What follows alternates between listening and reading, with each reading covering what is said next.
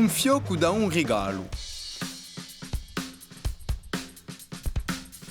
Per fare un fiocco da un regalo ti ci vuole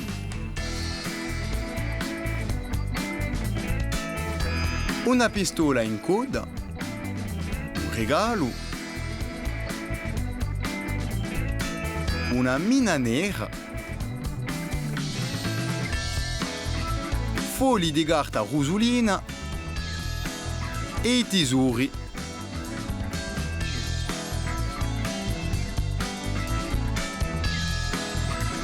Piglia un foglio e piegalo in uso mezzo.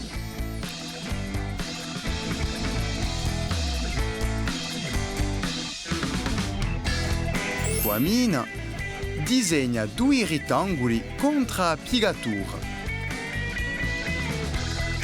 Dopo disegna le due parti di un fiocco.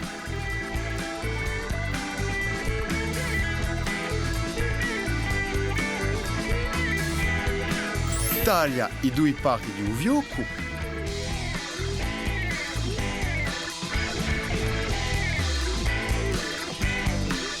il primo e il secondo.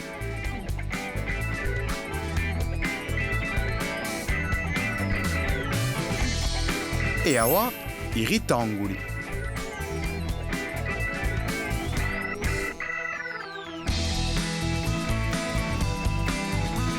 Forma il fiocco mettendo appena di coda in uso mezzo.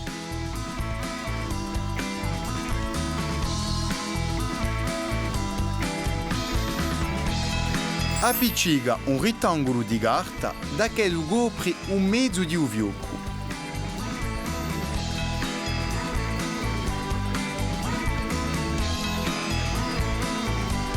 E per compia, appiccica il fiocco annanto al regalo.